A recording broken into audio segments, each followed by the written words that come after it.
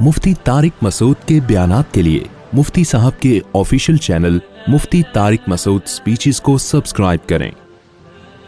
अहले जन्नत की सिफ़ात बयान करते हैं कि ज़मीन पर तवाज़ो के साथ चलते हैं, रातों को सरदा और क़याम करते हैं और अल्लाह से दुआ मांगते हैं कि अल्लाह हमको जहन्नम की आग से दूर कर दे। इन्ना अज़ाबहा काना ग़रामा, उसका अज़ाब मुकम्मल हलाकत है, तबाही है। ग़राम का लफ्ज़ बताया था ना, तावान और इस तरह की चीज़ों को, यहाँ मुराद हलाकत, और वो बहुत बुरा ठिकाना है। और ये लोग जब खर्च करते हैं तो ना इसराफ़ करते हैं और ना बुखल से काम लेते हैं, इसके दरमियान अदल से कायम रहते हैं। वल्लज़ीन ला यदऊन मअल्लाहि इलाहन आखर, अल्लाह के साथ किसी और को माबूद के तौर पे नहीं पुकारते। ला यदऊन, नहीं पुकारते, इलाहन आखर, किसी और माबूद को। इससे पता चलता है मुतलक पुकार जो है ना, ये जायज़ है। क्योंकि जब हम तौहीद पर बात करते हैं और हम कहते हैं अल्लाह के सिवा किसी को पुकारना, किसी से मदद मांगना जायज़ नहीं है, तो अक्सर मुशरिक लोग कहते हैं हम तो भाई पुलिस से भी तो मदद मांगते हैं, हम फ़लाँ को भी तो पुकारते हैं। तो इलाह को पुकारना ये होता है कि आप किसी ज़ात के बारे में ये समझें कि ये मेरी मदद कर सकती है असबाब से हट के, तो ऐसी ज़ात को माबूद कहा जाता है, आपका उस इलाह कहा जाता है। तो बेशक आप उसको माबूद का नाम ना दें, तब लिहाजा आप अगर पैगंबर को पुकारते हैं और आप ये समझते हैं कि पैगंबर जब चाहें जहाँ से चाहें मेरी मदद कर सकते हैं, या किसी पीर को या किसी क़ब्र को या किसी बुत को पुकारते हैं, तो यही शिरक है, क्योंकि आपने उसको इलाह बना लिया। बेशक आप ज़बान से ना कहें कि मैं इलाह नहीं मानता, लेकिन अल्लाह उसको अल्लाह कहेगा कि तुमने उसको इलाह ही मान लिया है। तो इसलिए वो दुआ जो बतौर यानी किसी को इलाह समझ के मांगी जाए, यानी असबाब से हट के दुआ मांगी जाए, असबाब से हट के जब किसी को पुकारा जाए, तो ऐसी पुकार दुआ कहलाती है। तो ये अल्लाह के अलावा किसी से जायज़ नहीं है। वला यक़्तुलून नफ्स अल्लती हर्रमल्लाहु इल्ला बिलहक़, और वो किसी ऐसी जान को कत्ल नहीं करते जिसके कत्ल को अल्लाह ने हराम कर दिया। हाँ, हक़ के साथ कत्ल करते हैं, यानी अगर अल्लाह ने हक़ दिया है तो फिर अल्लाह ने उसके कत्ल को हराम ही करार नहीं दिया। इसकी भी मैं थोड़ी डिटेल बता चुका था कि जैसे कत्ल नफ्स, किसी ने आपके बाप को कत्ल कर दिया, या औरत को शोहर को कत्ल कर दिया, या शोहर की बीवी को कत्ल कर दिया, तो इनके रिलेटिव को, औलाद को, शोहर को, बीवी को क़िसास लेने का अल्लाह ने हक़ दिया है। तो गवर्नमेंट उसमें मददगार होती है, लेकिन हक़ उस शख्स के पास मौजूद रहता है। वला यज़नून, और ये ज़िना भी नहीं करते। कत्ल के बाद अल्लाह ने ज़िना का ज़िक्र किया है, इसलिए कि ये भी मानवी तौर पर इंसानियत का कत्ल है, क्योंकि ज़िना के नतीजे में वलदुज़्ज़िना, बच्चे पैदा होते हैं बग़ैर बाप के। इस्लाम जो ज़ानी है उसको बच्चे का बाप नहीं मानता। सही बुखारी की हदीस है कि आप सल्लल्लाहु अलैहि वसल्लम ने फरमाया, अल वलदु लिल फ़िराश व लिल आहिर अल हिज्र, कि जो बच्चा पैदा होगा ना, तो जिसके बिस्तर पे, यानी जिसकी बीवी के यहाँ बच्चा हुआ, बच्चा उसी शोहर का होगा, उस औरत के शोहर का। और अगर किसी ने इससे ज़िना किया है तो ज़ानी महरूम रहेगा। ज़ानी की तरफ कभी भी इस्लाम में निस्बत नहीं होती। आज ये कल्चर यूरोप से हमारे यहाँ भी आ रहा है। मेरे पास कॉल्स आती हैं, खातून कहती है मेरे शोहर ने एक ऐसा बच्चा जो उसकी गर्लफ्रेंड से था वो भी घर में लेकर आता है उस बच्चे को, और अपना बाप कहता है मेरा शोहर उसको। तो हम बताते हैं कि ऐसा नहीं हो सकता, आपका शोहर उस बच्चे का बाप नहीं है। तो ये बहुत बुरी हरकत है। ये तो एक तरह का कुफ्र है कि आप इस्लामी अहकाम के साथ मजाक उड़ा रहे हैं। तो जब ज़िना हो गया तो उस बच्चे की निस्बत माँ की तरफ होगी, बाप से उसका कोई रिश्ता नहीं है। उसको अल्लाह बाप मानते ही नहीं है। बाप निकाह के ज़रिए ही होता है। माँ हो सकती है बग़ैर निकाह के भी और निकाह के बाद भी, लेकिन बाप नहीं हो सकता। तो अब चूँकि बाप नहीं होता तो बच्चा हमेशा के लिए बाप से महरूम हो गया। तो गोया आपने उस मानवी तौर पर उस बच्चे को कत्ल कर दिया, क्योंकि जिस बच्चे का बाप नहीं होता ना, इस्लाम उस पर बहुत रहम खाता है, तरस खाता है। इस्लाम उसको तभी उसके लिए इस्लाम ने एक अलग नाम दिया है जिसको यतीम कहा जाता है। जिस बच्चे का बाप मर जाए ना नाबालिगी में, तो इस्लाम उस बच्चे को अलग से एक नाम देता है यतीम, क्योंकि उसका बहुत बड़ा नुकसान हुआ है, उसको सरपरस्ती से महरूम हो गया। तो अब चूँकि वो यतीम है, इसलिए उस पर ख़र्च करने और उसकी कफ़ालत के इस्लाम में बहुत ज़्यादा फ़ज़ाइल हैं। उसकी विरासत को महफूज रखना ये बहुत ज़्यादा अहम है। तो अब ज़िना में चूँकि बच्चे का सिरे से बाप होता ही नहीं है ना, जब बच्चा पैदा होता है, तो गोया उस बच्चे को आपने रूहानी तौर पर, मानवी तौर पर कत्ल कर दिया। यानी ज़िंदा रह के भी उस बेचारे की क्या ज़िंदगी होगी कि हर जगह से उसको ताने मिलेंगे, तू तो बग़ैर बाप के है, اور جیسے تانے دینا جائز تو نہیں ہے، لیکن بہرحال ایک آر تو آ گئی نا اس بیچارے کے اوپر کہ باپ کے بغیر اور حرام طریقے سے پیدا ہوا ہے، تو گویا انسانیت کو آپ نے معنوی طور پہ قتل کر دیا. تو اس لیے اللہ نے زنا کو بھی حرام قرار دیا. اور یہ خوب سمجھ لیں، اس کا یہ مطلب نہیں ہے کہ اگر آپ زنا کرتے ہیں اور بچہ پیدا ہونے سے روک لیتے ہیں تو کیا زنا حلال ہو جائے گا. یہ مطلب ہرگز نہیں ہے کہ آپ کیا میں نے تو معنوی طور پہ کوئی بچہ مارا ہی نہیں، بچہ ہی نہیں پیدا ہونے دیا. لیکن جہاں جس سوسائٹی میں زنا پھیلے گا تو ولد و زنا بچے لازمی ہوں گے، یہ اس کا لازمی جزو ہے. آپ یورپ امریکہ ہمارے سامنے ان کی مثالیں، اور انڈیا اور یہ جتنے بھی غیر مسلم کنٹریز ہیں جہاں زنا کا بہت زیادہ ریشو ہے، تو وہاں جتنا بھی روک لیں ولد و زنا بچے بہرحال پیدا ہوتے ہیں. تو اس لیے اللہ نے زنا ہی کو حرام قرار دیا ہے. یہ ایک وجہ ہے، اور بھی وجوہات ہیں زنا کے حرام ہونے کی. ابھی تو میں یہ وجہ کو اس لیے ہائی لائٹ کر رہا ہوں کہ قتل نفس کے بعد اللہ نے ذکر کیا اس کا. تو پہلے شرک کا ذکر کیا، پھر شرک کے بعد جو حقوق العباد میں سب سے بڑا گناہ ہے وہ ہے قتل نفس، اس کا اللہ نے تذکرہ کیا. شرک اللہ کے حقوق میں آتا ہے، شرک سے بچنا، اور قتل سے بچنا یہ انسانوں کے حقوق میں آتا ہے. تو یہ قرآن کی عجیب، یعنی آپ دیکھیں نا بلاغت کے، اکثر توحید کے بعد والدین کے ساتھ حسن سلوک کا حکم ہوگا یا قتل نفس سے بچنے کا حکم ہوگا.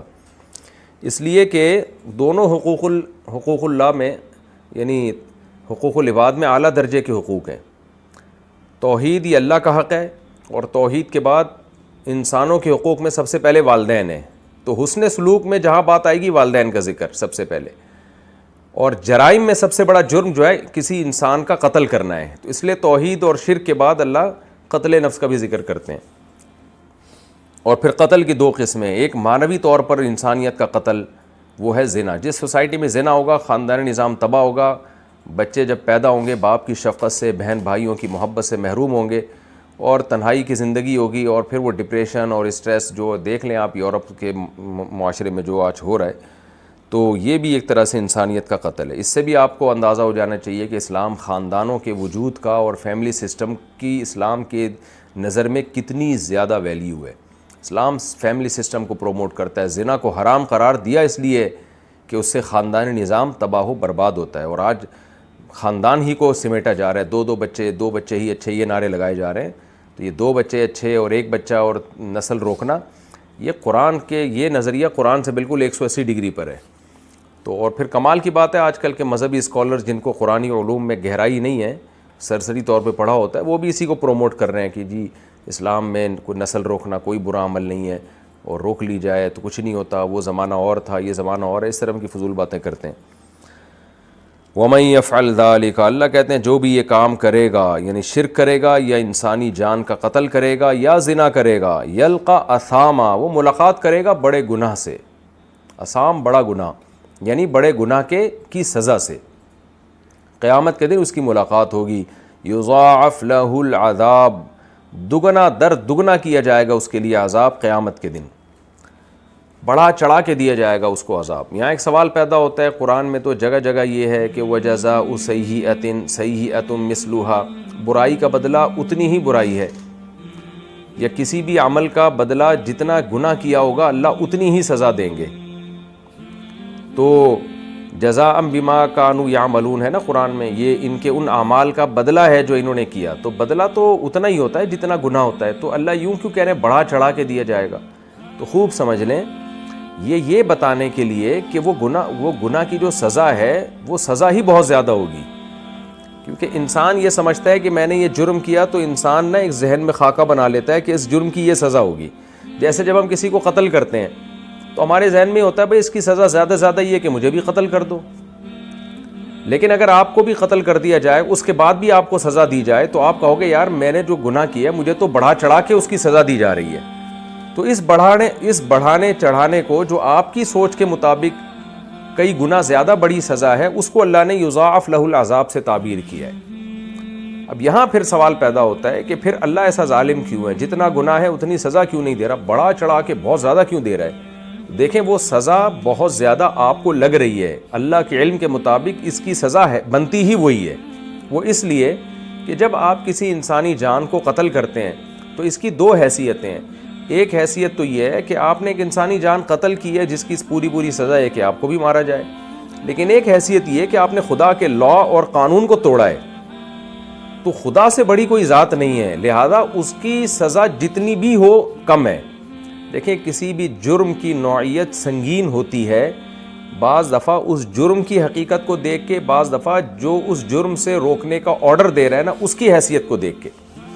مثال کے طور پر آپ کا دوست آپ کو کہتا ہے یار مجھے پانی پلاؤ، مجھے بہت شدید پیاس لگ رہی ہے، آپ کولر کے پاس بیٹھے ہوئے ہیں، خود پانی پی رہے ہیں، آپ بڑے آرام سے لا سکتے ہیں، آپ نہیں لے کر آتے، آپ منع کر دیتے ہیں، یہ بھی ایک جرم ہے۔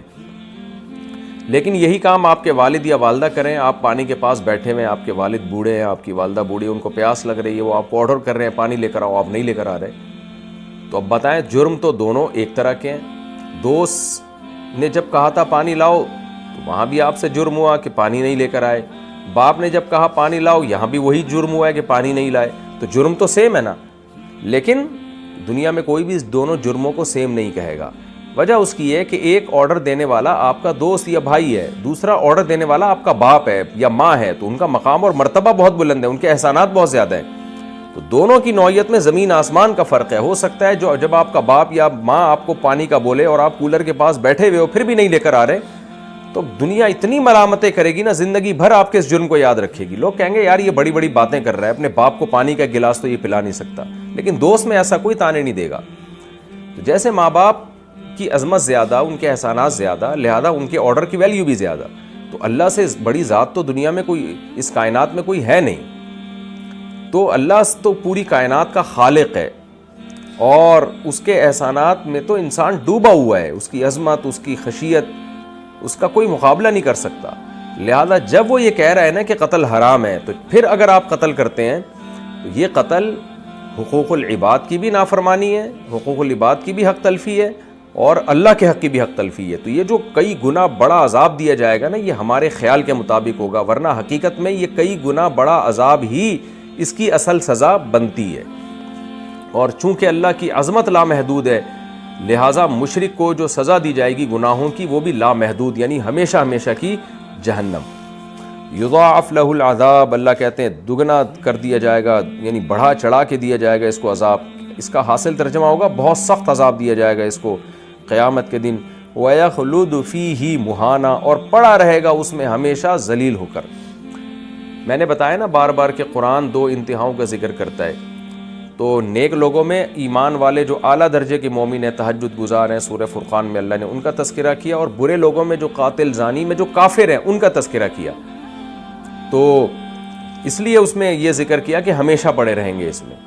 اسی طرح وہ لوگ جو زنا کو حلال سمجھ کے کرتے ہیں وہ بھی ہمیشہ جہنم میں پڑے رہیں گے، کیونکہ وہ بھی کافر ہیں۔ کسی انسانی جان کو حلال سمجھ کے قتل کر دیتے ہیں وہ بھی ہمیشہ جہنم میں رہیں گے۔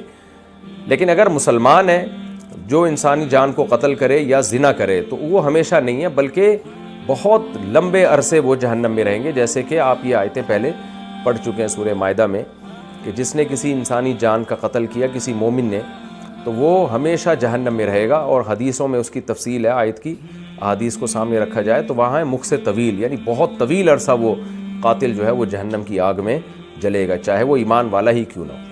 جہنم کی آگ یہ جو قتل ہے نا، اس کی سزا سب سے زیادہ اللہ نے سخت رکھی ہے قیامت کے دن، اور زنا بھی اسی میں داخل ہے، کیونکہ زنا یہ مانوی قتل ہے انسانیت کا، تو اللہ نے قتل کے بعد زنا کو ذکر کیا۔ اس سے پتہ چلتا ہے کہ قتل کے بعد اللہ کی نظر میں سب سے بڑا گناہ وہ ہے زنا کرنا، یعنی شرک سب سے بڑا گناہ، پھر قتل نفس، اور پھر زنا کرنا۔ اور عبادات کو دیکھا جائے تو نماز کا قضا کرنا وہ سب سے بڑا گناہ ہے۔ الا من تابا، ہاں الا مگر من تابا، جو توبہ کر لے۔ کیسی رحمت ہے اللہ تعالیٰ کی، جہاں اللہ تعالیٰ اتنی شدید دھمکیاں دیتے ہیں فوراً اللہ کی ایک تلوار چلا دیتے ہیں تاکہ کوئی مایوس نہ ہو اللہ کی رحمت سے، مایوس نہ ہو اللہ کی رحمت سے۔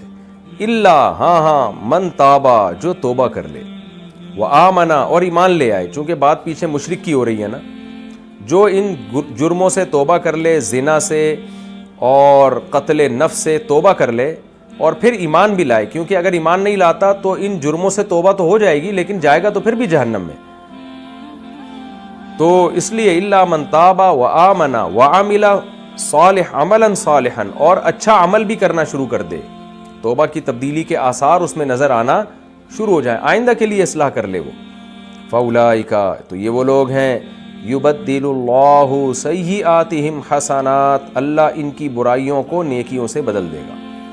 اس آیت میں دو باتیں ہیں۔ نمبر ایک، اللہ نے کیا فرمایا، جو کافر توبہ کر لے اور ایمان بھی لے آئے، یعنی توبہ جب ہی مکمل ہوگی نا جب ایمان بھی لائے گا، ورنہ یہ ایمان کی شرط اس لیے لگائی کہ اس کے بغیر توبہ ہے نہیں۔ اس سے یہ پتہ چلتا ہے کہ کافر کو بھی برے اعمال کی سزا قیامت میں ملے گی۔ اگر وہ زنا کرتا ہے، اگر وہ کسی انسان کو قتل کرتا ہے تو کفر کی الگ سزا ملے گی اور قتل نفس اور زنا کی الگ سزا ملے گی، کیونکہ یہ چیزیں حرام ہمیشہ سے رہی ہیں۔ یعنی یہ کوئی عذر نہیں ہے کافر کے لیے کہ کوئی کافر زنا کر رہا ہے اور وہ کہے میں تو چونکہ اسلام کو مانتا ہی نہیں ہوں تو زنا اور میرے لیے حلال حرام نہیں ہے، تو اللہ اس کے اس عذر کو قبول کر لے قیامت کے دن اور اللہ کہے ٹھیک ہے تجھے کفر کی تو ہم سزا دیں گے اور زنا کی سزا نہیں دیں گے۔ ایسا نہیں ہے۔ قرآن سے ہمیں پتہ چلتا ہے کہ کافر کو اس کے برے اعمال کی سزا قیامت میں الگ سے ملے گی، بلکہ کافر اپنے کفر پہ پچھتائے گا کہ کاش میں کفر نہ کرتا اور ان برائیوں کی طرف نہ جاتا، کیونکہ کافر ہونے کی وجہ سے ہی تو سود بھی کھاتا ہے، زنا بھی کرتا ہے، شراب بھی پیتا ہے۔ تو آج بہت سے کافر اس خوش فہمی میں ہیں کہ ہم چونکہ اسلام کو مانتے ہی نہیں ہیں تو ہمارے لیے کیا حلال حرام، بھائی یہ تو مسلمانوں کی ٹینشن ہے۔ نہ نہ نہ نہ نہ، آپ سے قیامت میں کفر کا الگ سوال ہوگا، اور اگر آپ نے شراب پی اس کا الگ سوال ہوگا، زنا کیا، بلکہ قرآن سے تو پتہ چلتا ہے جو نماز نہیں پڑھتے کافر ایمان لا کے، اس کا بھی سوال ہوگا کہ تم ایمان لا کے تم نے نماز کیوں نہیں پڑھی، تو نماز چھوڑنے کا بھی الگ گناہ ملتا ہے کافر کو۔ یعنی جو کافر لوگ نماز نہیں پڑھ رہے ہیں تو ان کو الگ گناہ مل رہا ہے۔ آپ کہہ سکتے ہیں وہ تو نماز پڑھے گا قبول ہی نہیں ہوگی، تو یہ بات درست ہے کہ کفر میں نماز قبول نہیں ہوتی، لیکن اللہ اس سے پوچھے گا تو نے ایمان لا کے نماز کو قائم کیوں نہیں کیا؟ کیونکہ اللہ نے جب آسمان سے ایک دین نازل کر دیا ہے، اس میں احکام دے دیے ہیں کہ ایمان بھی لاؤ، نماز بھی پڑھو، روزہ بھی رکھو، حج بھی کرو، زکوٰۃ بھی دو، تو کافر اگر یہ کام نہیں کرے گا تو جیسے ایمان نہ لا کے مجرم ہوا ہے تو نماز نہ پڑھ کے بھی وہ مجرم ہوا ہے۔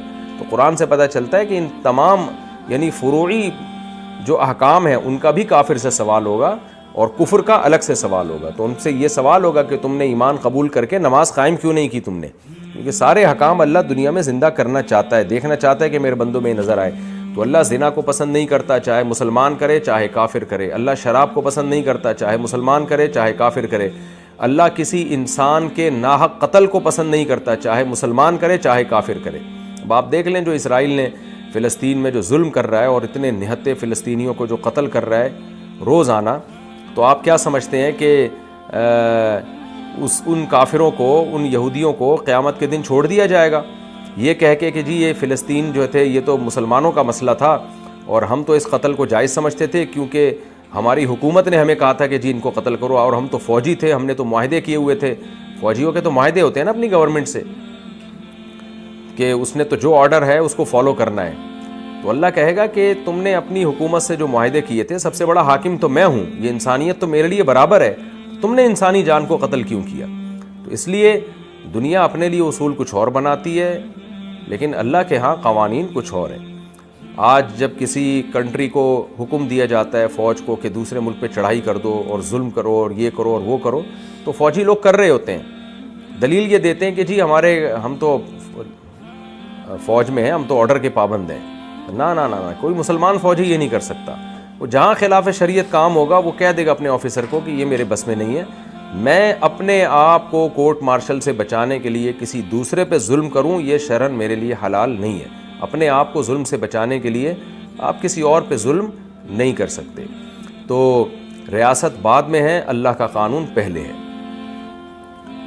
یہاں بھی یہ خوب سمجھ لیں۔ تو یہ جو اب یہودی ہے نا جو اسرائیل میں جو کچھ کرنے ہیں، تو یہ قتل نفس کا بھی ان سے سوال ہوگا اور کفر کا بھی سوال ہوگا۔ یہ بھی سوال ہوگا کہ محمد صلی اللہ علیہ وسلم اور اسلام جو دین برحق تھا اس پر ایمان کیوں نہیں لائے، اور یہ بھی سوال ہوگا کہ آپ نے اتنے انسانوں کا ناحق قتل کیوں کیا۔